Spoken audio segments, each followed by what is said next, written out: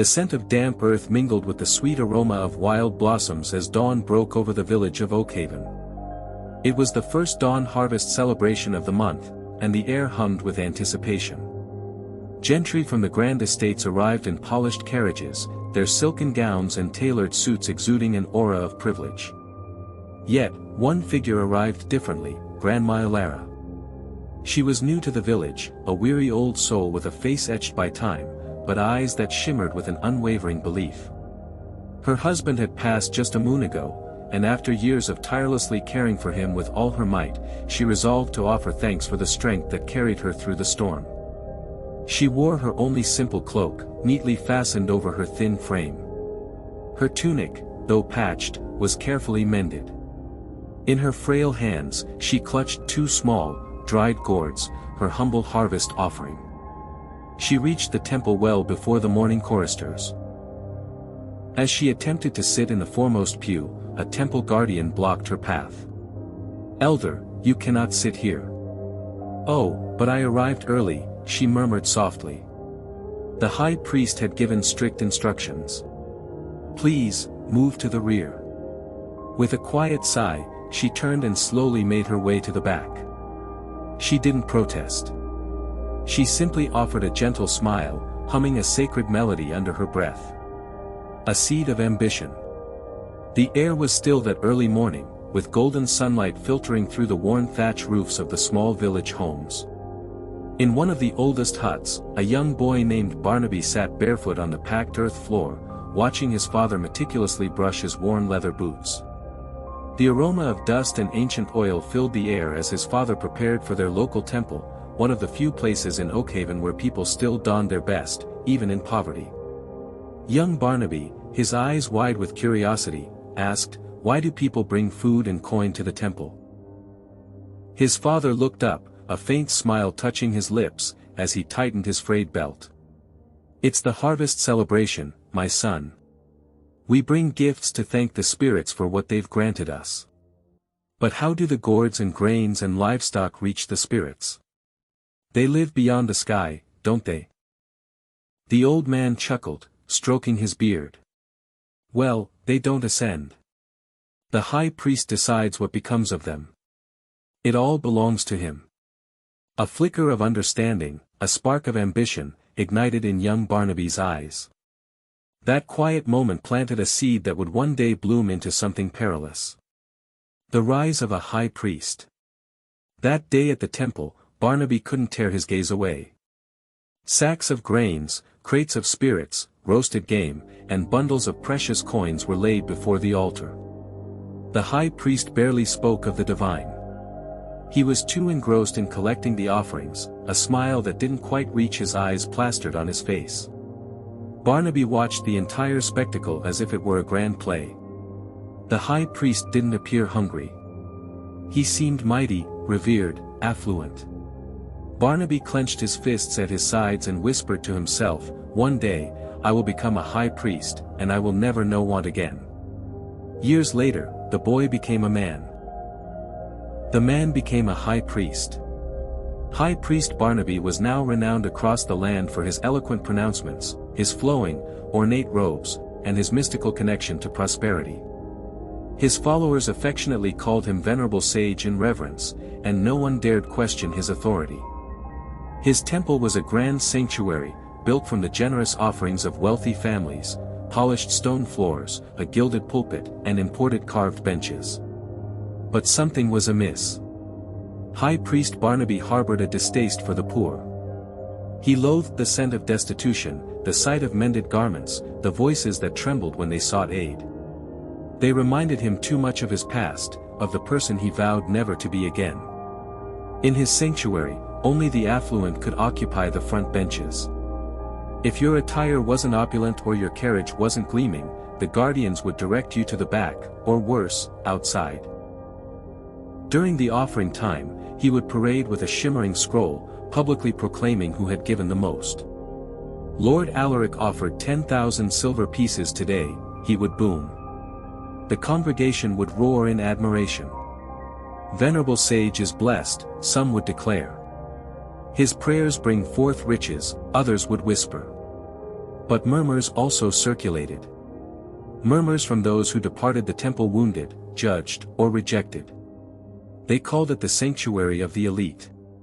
A place of ostentation, not devotion. The unraveling. Then came the day everything began to crumble.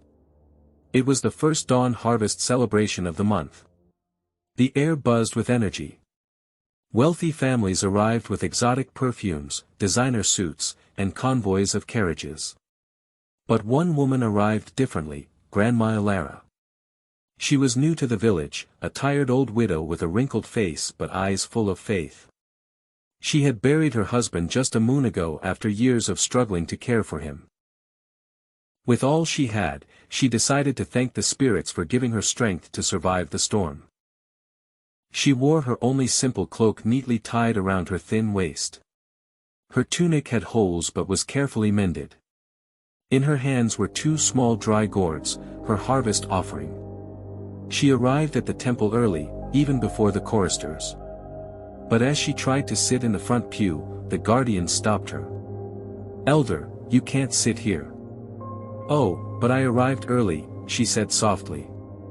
The high priest had given strict instructions. "Please go to the back." With a quiet sigh, she turned and walked slowly to the back row. She didn't complain. She just smiled gently, humming a sacred melody under her breath. When it was time for the harvest offerings, names of wealthy families were called out first. They came with baskets of exotic fruits, bundles of precious coins, prized livestock, and ornate musical instruments. The high priest beamed and danced with them, placing his hands on their heads in blessing. Then Grandma Alara's name was whispered by one of the acolytes. A small figure stepped forward. All eyes turned. Her dry gourds shook gently in her hands as she walked toward the altar. High Priest Barnaby froze. His smile vanished. "What is this?" he declared loudly, pointing at her gourds. "Are you here to thank the spirits or to insult them?" The temple laughed. "This woman must be a sorceress," he thundered. 2 dried gourds. "Is this a sacrifice or a jest?" Grandma Alara said nothing. Her hands trembled. Her eyes welled with tears. "Get out of here!" High Priest Barnaby screamed. "Take your mockery with you." The laughter echoed through the grand sanctuary as she turned slowly and walked out. Her head bowed. Even the guardians giggled. No one helped her. No one defended her. Outside the temple, Grandma Alara fell to her knees. "Oh, Great Spirit," she whispered. "Did I come to thank you? Only to be cursed." She wiped her tears with the edge of her cloak and tried to cross the village road, but her hands were shaking. Her legs gave way. A merchant's cart horn blared, wheels screeched, and the world went silent. She was gone. Whispers of discontent. The next day, her story spread like wildfire. Old widow humiliated at temple dies hours later. Spirit's house or fashion parade. Rich man's priest rejects poor widow's offering. Villagers wept, others scoffed. Some ceased attending the temple. Unbelievers finally had something to say, "That's why I don't go to the temple." Hypocrites. But High Priest Barnaby remained unmoved.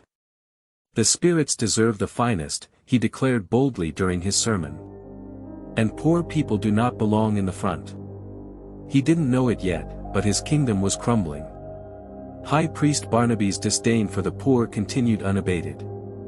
It had been evident from the moment he became a high priest. It was as if he had erected an invisible wall between himself and those who lacked prosperity.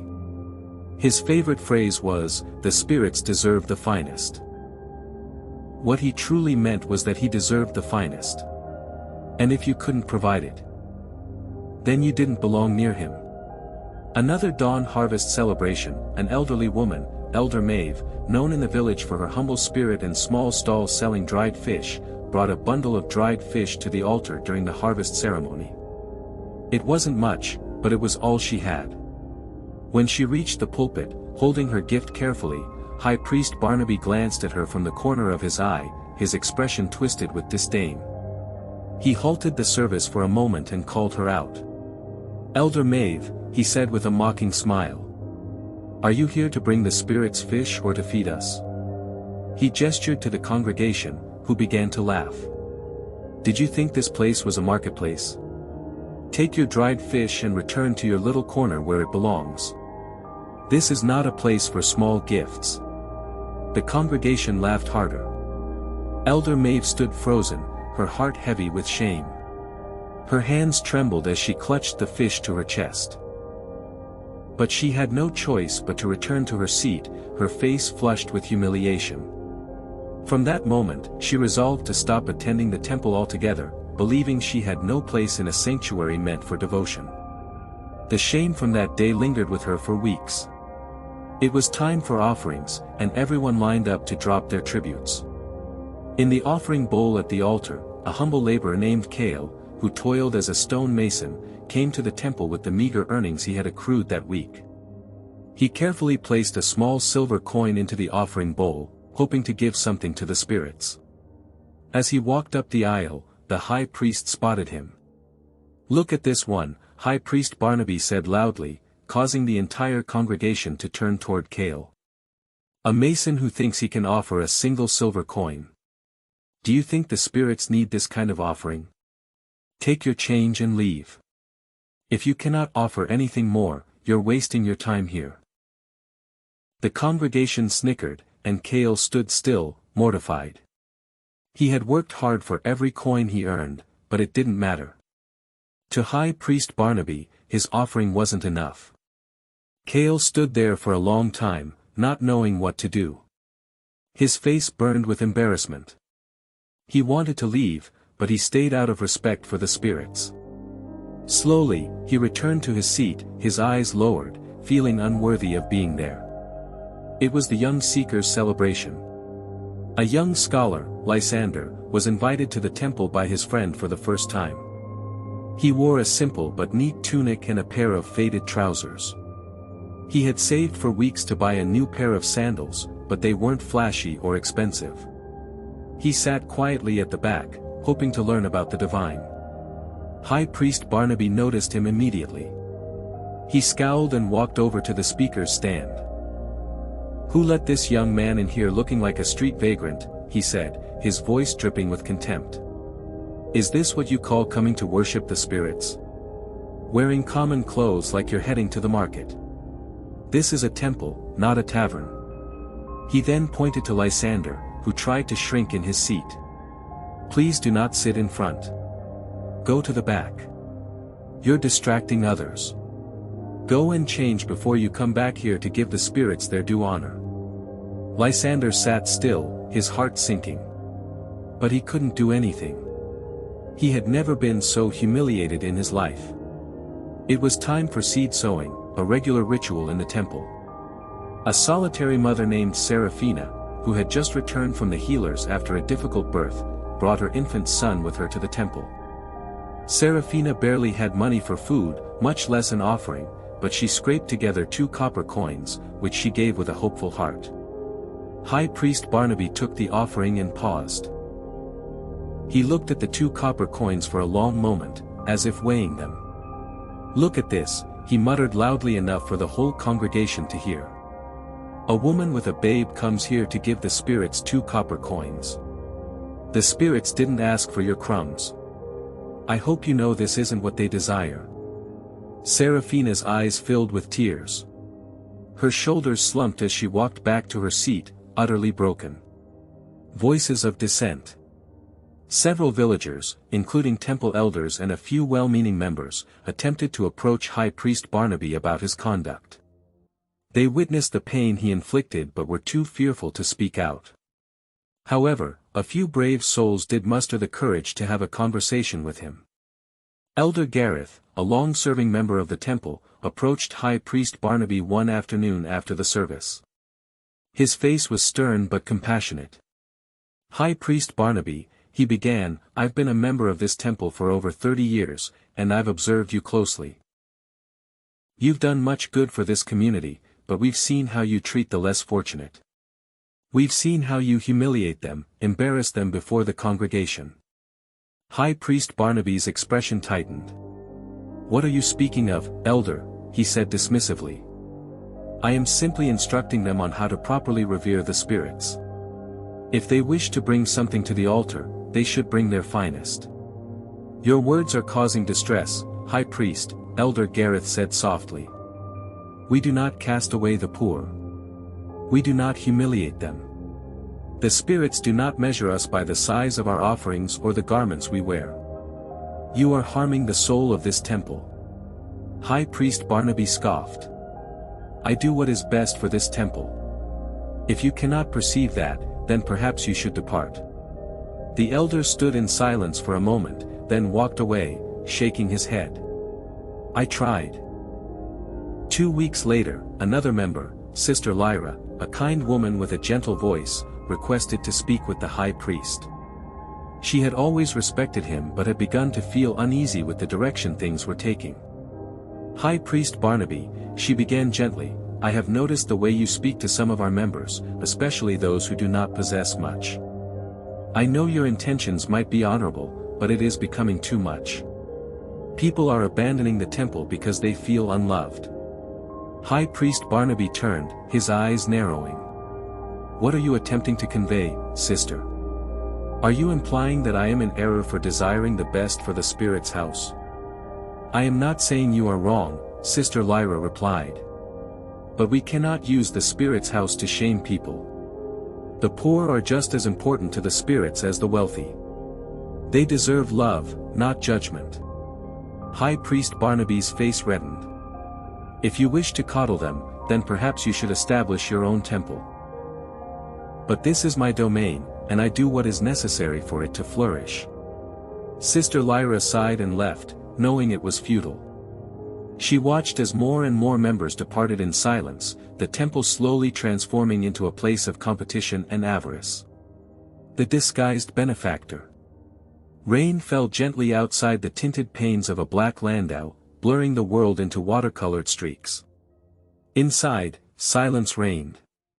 The only sound was the soft beeping of a heart monitor connected to the man in the back seat, Lord Thorne, a magnate, a master of trade, and a self-made tycoon. He sat staring blankly at the parchment in his hands. The healer's words echoed in his ears like a bell that refused to fade, terminal stage of the creeping sickness, my lord. It is incurable. He had heard that phrase before in stories, in plays. But now it was real. His time was ticking, moons, perhaps weeks. Alone in the world. No offspring, no consort. Everyone around him desired something from him. His wealth, his name, his connections. But no one truly cared about his spirit. What remains, he whispered to himself, his voice barely audible over the rain. His scribe, a quiet, observant young man named Alistair, sat beside him. My lord, perhaps we can use the time you have left to accomplish something meaningful, something that will outlast you. Lord Thorne nodded slowly. Yes, I wish to give back to the spirits, to the people before I depart this realm. Not another vessel, not another edifice, something eternal. Alistair cleared his throat. We have been researching benevolent temples and orphanages, places that could utilize a donation. Forget the grand sanctuaries, the Lord interrupted. I wish to find a temple that truly serves the spirits. One that aids the poor, not the proud. A place where people are healed, not humiliated. Alistair hesitated. There is one temple in town everyone speaks of, he said cautiously. A vast sanctuary, the wealthiest in the city, but the rumors about the high priest. Let us go there, the Lord said suddenly. Today. But my lord. I wish to witness it with my own eyes. No appointments, no recognition. I will disguise myself. Let us see if their devotion to the spirits includes strangers and the poor. Back at the temple, High Priest Barnaby stood proudly at the altar, his robe embroidered with golden symbols and tiny precious gems. He spoke not of transgression or salvation, but of standing in sacrifice. The spirits cherish a joyful giver, he announced. And the more you bestow, the more you receive. Who among you will sow a seed of 50,000 silver pieces today? Applause echoed. Guardians passed around velvet offering bags. The choristers sang about abundance and favor. Wealth was no longer a testament. It was the doctrine itself. Just then, the temple doors creaked open, heads turned. A man walked in slowly, leaning on a rough-hewn staff. His clothes were old and stained. His sandals were worn out. A faded cap covered his head. His eyes, however, were sharp, observing everything. It was Lord Thorn in disguise. He made his way to a side bench away from the spotlight. Alistair followed silently behind, posing as a humble assistant. High Priest Barnaby glanced at them once and immediately frowned. He leaned toward one of the guardians and whispered, "Who permitted those beggars entry here?" "They simply walked in, my lord," the guardian replied nervously. "Well, escort them out. This is not a shelter for vagrants. This is the spirit's sanctuary, not a refuse pile." The guardian hesitated, but High Priest Barnaby raised his voice. "You, old man with the staff," he barked. The music stopped. Everyone turned. "Did you lose your way? The almshouse is down the street." The disguised magnate didn't respond. "You must be deranged to walk in here like that," High Priest Barnaby continued. "Do you wish to bring curses into the spirit's house with your destitution?" Soft laughter rippled through the congregation. Someone even snapped a picture. Lord Thorn stood up, his hands trembling. "I thought this was a place for the broken," he said quietly. "But it seems only the beautiful are permitted to worship here." High Priest Barnaby scoffed. "The spirits deserve honor, not pity parties. Please leave before you defile the altar." The old man turned and walked out slowly. Outside, he leaned on his staff and looked up at the heavens. "So, it is true," he said to Alistair.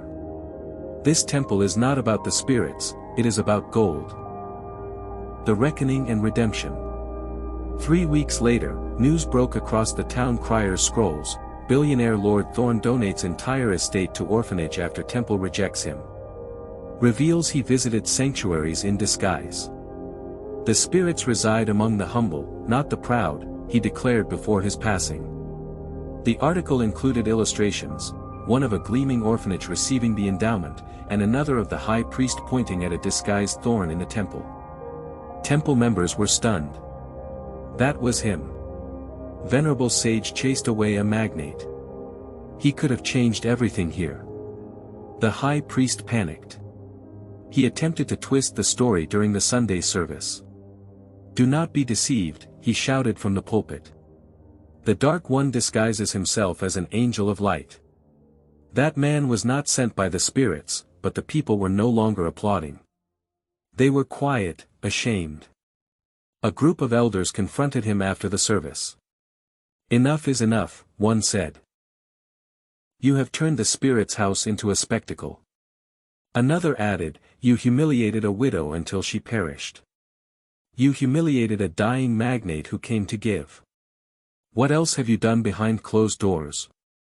Soon a petition began. Then a protest. Then the council met. In less than a moon, High Priest Barnaby was stripped of his title and removed from the temple. The once gilded sanctuary was now empty. A cold monument to pride, avarice, and a dream corrupted.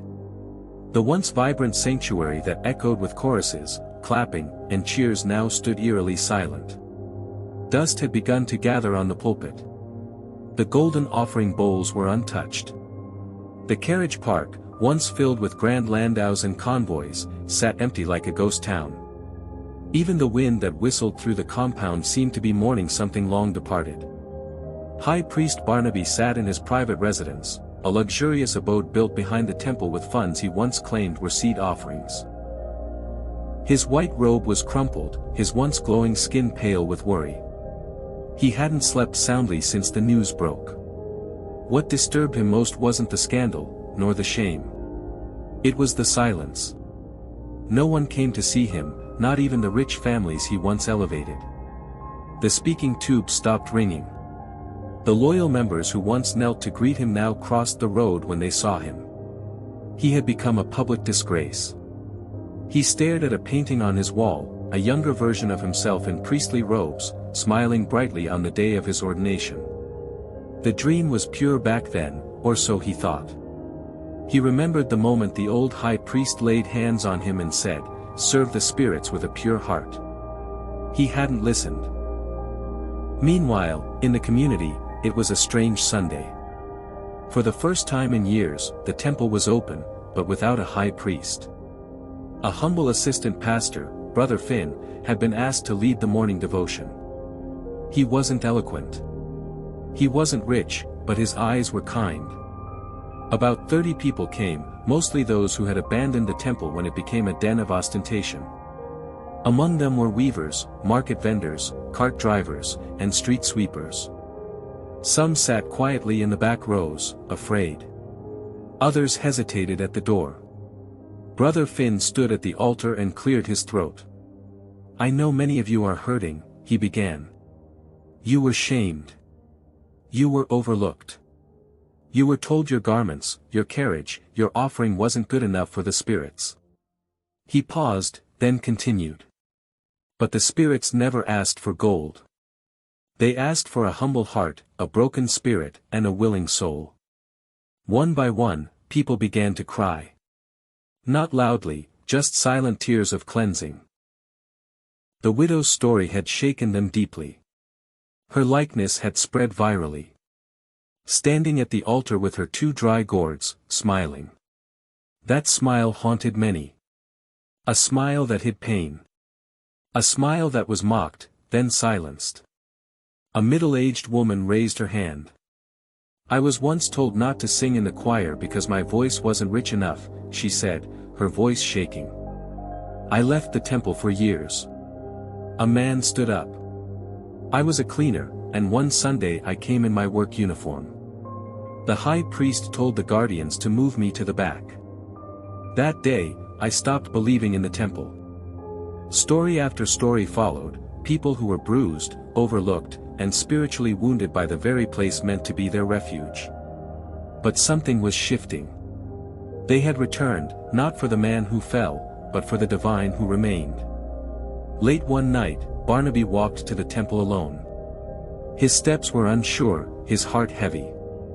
He stood before the altar, now stripped of its ornaments, and fell to his knees. "Great Spirit," he whispered. "I don't even know where to begin. I thought I was serving you, but I was serving myself." He wept. Not performative tears, but the kind that burns your soul. "I used your name to fill my belly. I used your altar to build my image. I mocked your children. I disgraced your house. How do you even look at me?" The silence was loud. But in that silence, something began to shift inside him. Not an answer, but an awareness. A mirror to see himself clearly. He remembered Grandma Ilara's face, that smile, that kindness. He had mocked it. He had called her a sorceress. He had driven her out to her demise. His voice cracked as he said her name aloud. "I'm sorry, Grandma Ilara." The next Sunday, something strange happened. Barnaby walked into the temple, not in his robes, but in simple plain clothes. He didn't go to the pulpit. He sat at the back alone. Gasps rippled through the congregation. Some stood, some whispered. Brother Finn noticed, paused his teaching, then said, "We are all flawed in need of grace. Let him sit." After service, Barnaby walked to the altar and asked for the speaker's scroll. It was silent. He stood trembling. "I don't expect your forgiveness," he began. "I don't deserve it, but I must confess." And he did. He confessed everything, the illicit dealings, the manipulation, the pride, the falsehoods, the obsession with riches, the humiliation of the widow, the magnate, the innocent. He didn't try to make excuses. He didn't try to appear virtuous. He just emptied himself. People wept again, not out of pain this time, but out of release. Healing had begun. One old man walked up to him and placed a hand on his shoulder. "The spirits grant grace to the humble," he said gently. Others joined in slowly, one by one, until a crowd surrounded Barnaby, not to praise him, but to pray for him. Harvest of humility. 6 moons later, the temple that once bore the nickname, the rich man's sanctuary, was barely recognizable. Not because of the building. The walls were the same. The polished stone floors remained untouched, and the gilded pulpit still stood, but because the spirit had changed. Gone were the velvet cords that separated the important from the ordinary. Gone were the designer benches reserved for wealthy families. There were no more announcements of who gave the highest offering.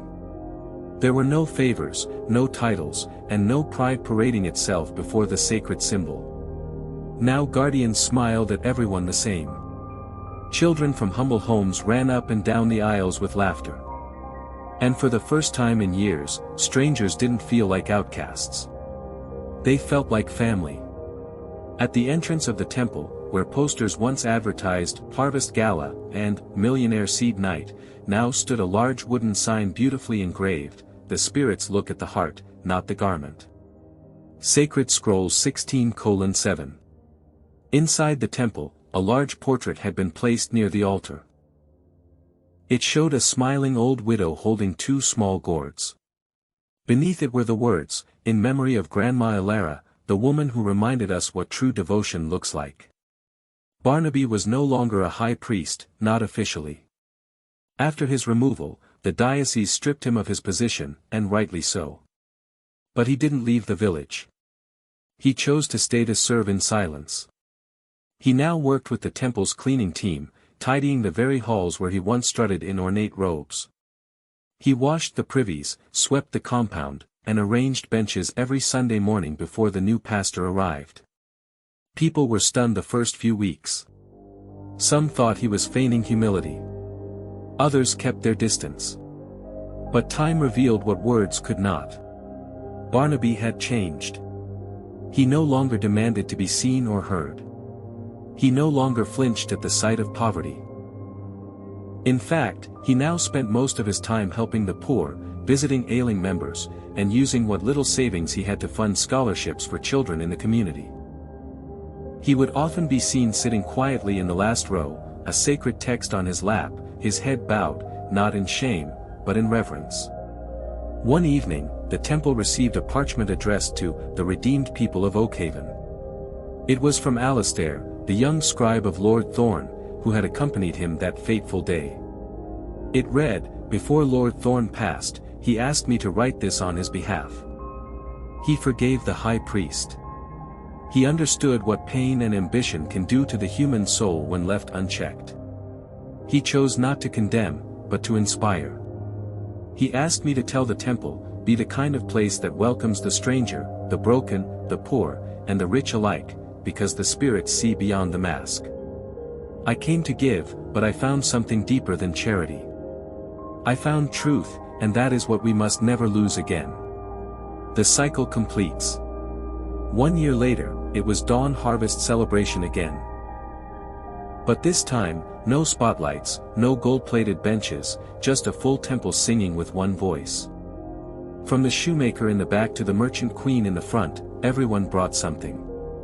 One boy brought a handful of dried berries. An old woman brought oranges. A cart driver offered his time. A child brought a song. And nobody laughed. Nobody whispered. Everyone worshipped. The choristers sang, "Come as you are, broken and whole. Your rags are welcome, your tears consoled. This is a house not built by pride, but by the love of the sacred inside." And at the very front sat Brother Finn, now officially ordained as the lead pastor. He preached about justice, humility, mercy, and forgiveness. Then at the end of the service, he looked toward the back and smiled. "Brother Barnaby," he said. "Please come forward." Gasps filled the room. Barnaby rose slowly, nervous. "No titles," Finn added. just as servant of the divine. Barnaby walked to the altar and was handed a small gift, a sacred text with a golden edge. We do not reward you for your past, but we honor the journey you've taken. Let this be a reminder that the spirits can raise even the fallen if they repent and return with truth. Tears filled Barnaby's eyes. He held the sacred text close to his chest and whispered, "Thank you, Great Spirit." The temple had been broken. The high priest had fallen. A widow had perished. A magnate had passed. But through the pain, something greater had risen, a community awakened, a truth restored, and a reminder that the sanctuary is not for the proud, but the humble. And so, the story of a poor boy who became a high priest for riches became the story of a broken man who became a servant for the spirits. And the biggest lesson of all, the divine are not mocked. What we sow, we reap. But if we turn back, truly turn, their mercy is still greater than our mistakes.